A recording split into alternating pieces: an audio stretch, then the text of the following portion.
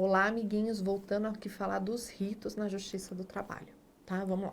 Então, rito ordinário é muito fácil porque a gente lida sempre com ele, correto? A gente vai utilizar como fundamento legal, e aí eu vou pedir para vocês lerem em casa, o artigo 840 da CLT. E aí tratem com especial atenção o parágrafo 1º dele, ok? Que fala que a reclamação ela é escrita. Legalzinho? Então, rito ordinário na Justiça do Trabalho, artigo 840 da CLT. Legal? E aí nós temos o segundo rito, que é o rito sumário de alçada. Lembra que eu falei no finalzinho da outra aula, que é aquele de 0 a 2 salários mínimos? Existe muita controvérsia no que diz respeito a esse rito. Por quê?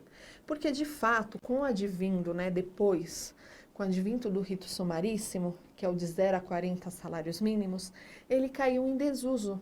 Ninguém mais usa ele, mas para a prova da OAB é importante vocês saberem sobre a sua existência e sobre a sua aplicabilidade. Por quê? Porque não houve uma revogação desse instituto dentro da Justiça do Trabalho, então pode vir na sua prova da OAB alguma questão sobre isso. Então, não podemos negligenciar e simplesmente não falar sobre ele. Então, o rito sumário, que é o popularmente conhecido como rito de alçada, ele é de 0 a 2 salários mínimos e ele se fundamenta pela Lei 5.584 de 70. Legal? Lei 5.584 de 70 fala do rito sumário de alçada. O que é importante eu saber dele? Que ele trata de ações trabalhistas de 0 a 2 salários mínimos. Não mais que isso, tá? Porque, de fato, ele caiu em desuso, mas ainda consta lá. Então, se cair na prova da OAB quais são os ritos, você vai saber. E se tratar de alguma coisa sobre o rito de alçada, que é o rito sumário, você vai saber do que a prova está te falando e vai conseguir identificar a resposta correta. Legalzinho? E aí nós temos a terceira hipótese, que é o rito sumaríssimo, legal? O rito sumaríssimo, ele foi incluído na CLT há poucos anos. Os dispositivos chaves que tratam desse rito é o artigo 852-azão da CLT e seguintes, legal? Então, artigo 852-azão da CLT e seguintes tratarão do rito sumaríssimo. O rito sumaríssimo, ele vai tratar das ações trabalhistas de baixa monta, ok? Então, são aquelas ações de 0 a 40 salários mínimos, legal? Então, 0 a 40 salários mínimos, rito sumaríssimo. É o famoso pequenas causas adaptado aqui à Justiça do Trabalho, tá?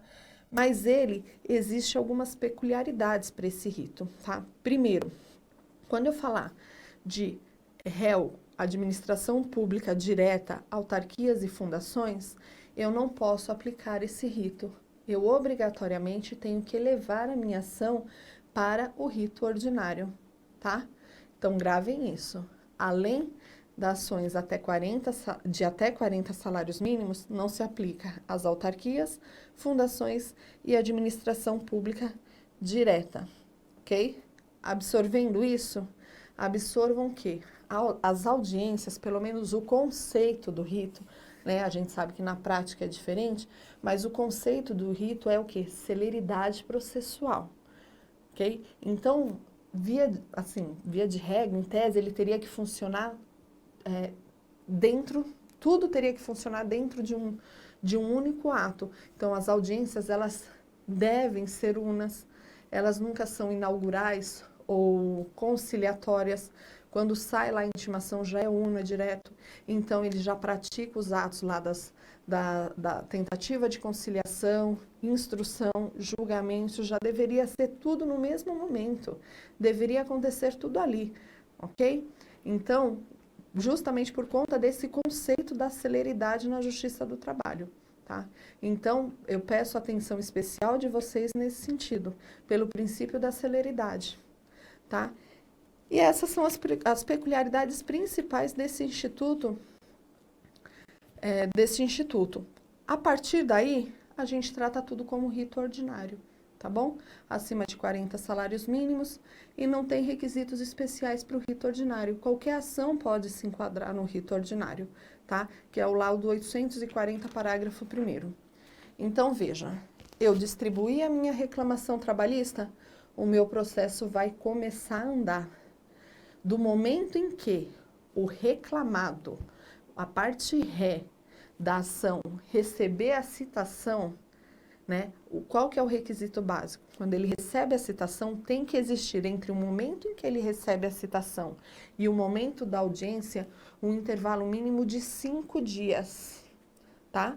Se não existir esse intervalo mínimo de 5 dias, do momento em que ele recebeu a citação para o momento da audiência, cabe o quê? Um pedido de redesignação da audiência, para que ele possa apresentar a sua defesa e instruir regularmente o seu processo. Mas esse é um teminha que a gente vai estar tratando na próxima aula. Eu conto com vocês aí. Obrigada.